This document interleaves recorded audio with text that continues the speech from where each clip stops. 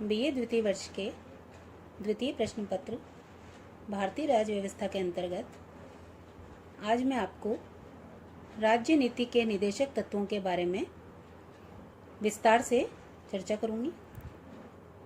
हमारे भारतीय संविधान की एक प्रमुख विशेषता नीति निदेशक तत्व हैं। विश्व के अन्य देशों के संविधानों में आयरलैंड के संविधान को छोड़कर अन्य किसी देश के संविधान में इस प्रकार के तत्व नहीं मिलते हैं।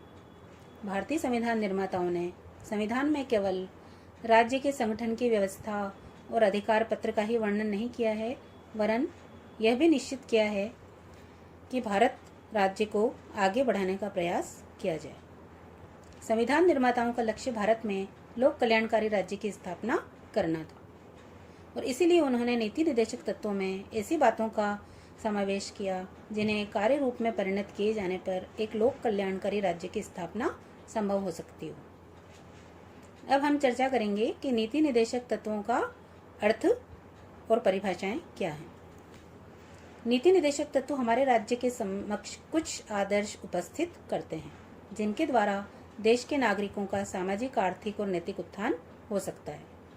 इन तत्वों की प्रकृति या स्वरूप के संबंध में संविधान की 37वीं धारा में कहा गया है कि इस भाग में दिए गए उपबंधों को किसी भी न्यायालय द्वारा बाध्यता नहीं दी जा सकेगी, किंतु तो भी इसमें दिए हुए तत्व देश के शासन में मूलभूत हैं और विधि निर्माण में इन तत्वों का प्रयोग करना राज्य का कर्तव्य होगा।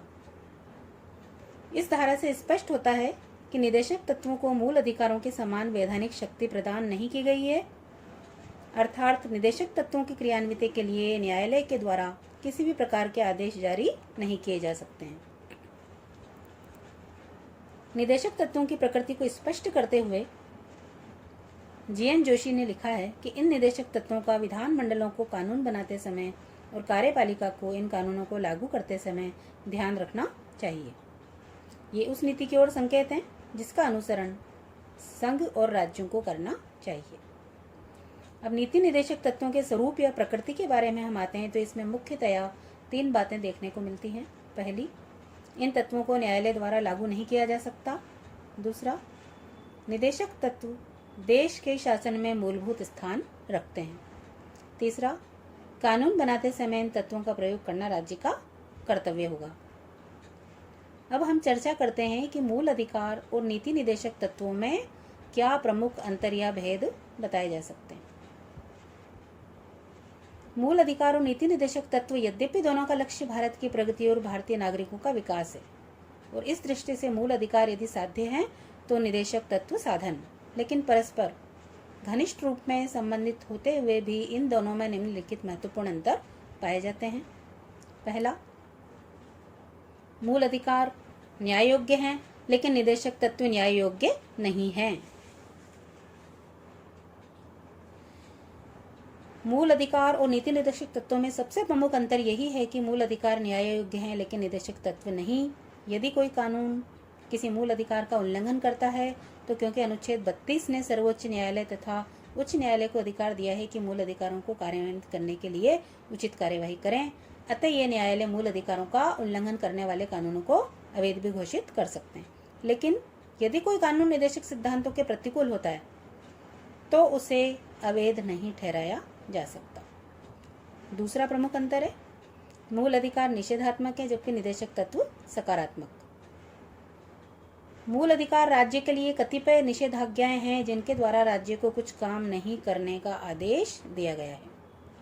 इसके विपरीत निदेशक तत्व नागरिकों के प्रति राज्य के कुछ सकारात्मक उत्तरदायित्व हैं और राज्य से आशा की गई है कि वह नागरिकों के प्रति अपने इन दायित्वों को पूर्ण करेगा। तीसरा प्रमुख अंतर है, मूल अधिकार नागरिकों के लिए हैं और नीति निदेशक तत्व राज्य के लिए हैं। चौथा प्रमुख अंतर है, मूल अधिकारों द्वारा राजनीतिक लोकतंत्र की स्थापना की गई है और नीति निदेशक तत्वों का लक्ष्य आर्थिक लोकतंत्र तथा सामाजिक न्याय पर आधारित व्यवस्था की स्थापना करना होता है। सर्वोच्च न्यायालय ने मिनर्वा मिल्स तथा अन्य विवाद मई 1980 में निर्णय देते हुए इस बात पर बल दिया था कि मूल अधिकार और निदेशक तत्व संविधान की इन दो प्रमुख व्यवस्थाओं में कानूनी दृष्टि से मूल अधिकारों को उच्च स्थिति प्राप्त है। मूल बात यह है कि निदेशक तत्वों को न्याय योग्य स्थिति प्रदान नहीं की गई है तथा यह बात मूल अधिकारों को निदेशक तत्वों की तुलना में उच्च स्थिति प्रदान करती है। तो इस प्रकार से आज हमने नीति निदेशक तत्वों का अर्थ, परिभाषा, इनके स्वरूप और प्रकृति के बारे में विवेचन किया और मूल अधिकार व नीति निदेशक तत्वों में प्रमुख भेद भी आपको बतलाए। आज के लिए धन्यवाद।